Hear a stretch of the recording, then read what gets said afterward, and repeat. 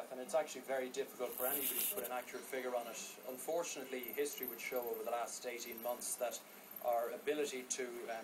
sorry, would you mind? I tell you what, Conor, can I just stop you there? Conor, let me just stop you there. You've got a dimwit in the picture with you. We'll move on to the studio here and talk to Vicky Pryce, and we'll come back to you perhaps when the aforementioned dimwit has been removed. Vicky, what do you think about the size of the numbers involved here? He's saying it's going to be 70 billion. Well, if it's 70 billion, that's absolutely enormous. I can't possibly comment. Obviously, we need to wait and see what's going on, but there is no doubt that the whole problem with Ireland has been sort of banking sector. It isn't really a government borrowing issue. It is more a banking borrowing, or rather lending issue, which then had ended up with them needing to refinance all this or finance it all through the wholesale market, which completely dried up, with the result that the ECB has been pumping money into those banks in order to sustain them. And the real problem now is that everyone has lost confidence, despite all the write-offs that we've already had of the bad debts, and there is a run on the banks.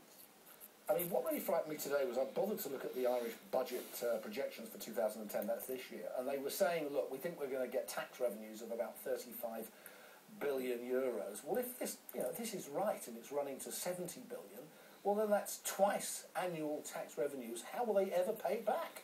Well, that's a real problem. Of course, there's always the possibility that some of the money will come back if the banks get restored to health.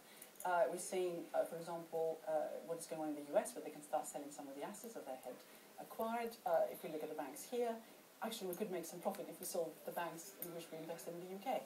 But the real problem, I think, in Ireland is that, indeed, the issues for them, in terms of what they need to do to cut back even further on to improve their fiscal deficit, suggests that the economy is going to slow down even more substantially than people had been expecting. So the recovery we would have seen otherwise, which is a great shame, because manufacturing output has been recovering, exports have been recovering, and here they are in a situation where, in fact, everything's going to turn down again. Is the position such that Ireland is, in effect, like a bankrupt company now, where the weight of debts is so vast, so great, that there is no prospect of a payback? I mean, in fairness to the Irish government, they have done some tough things. They're being responsible, but they're chipping away here. But it seems to me that the debt mountain behind them is just going to landslide all over them.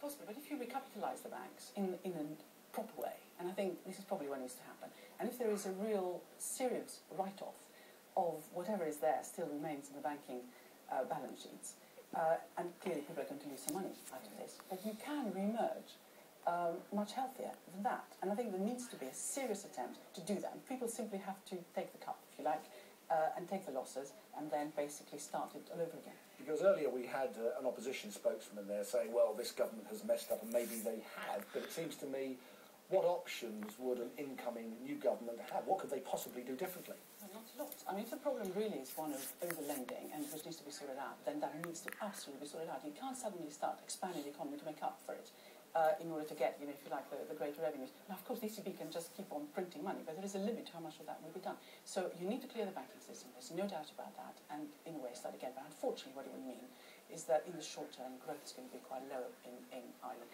We've already seen big cuts in public sector wages, people's incomes are being reduced, spending is going to be reduced, and their only chance would be exporting a little bit more, maybe investing a bit more. But with rates actually rising now, if you look at the yields on bonds, it's going to be very, very difficult for them to do that. You talk about exporting more. Of course, were Ireland not in the euro, they would have a currency now that would certainly be declining in value and making exports more attractive. They can't do that. It's always very difficult. However, they had done reasonably well. If you look at what they were doing with the rest of Europe, they were in a current account surplus. In other words, they had already managed to improve their competitiveness. But what we're asking of them now is to really work so much harder to improve their competitiveness without the ability to do anything about their currency. So it's going to be very hard. All right, Vicky Pryce, many thanks for coming in. We appreciate your time. Well, we apologise about our pictures there from Dublin. Unfortunately, there was a protest that built up behind our guest, and we decided not to cover it. This is Geoff Randall Live, coming up after the break. Pit My Ride, how American car maker General Motors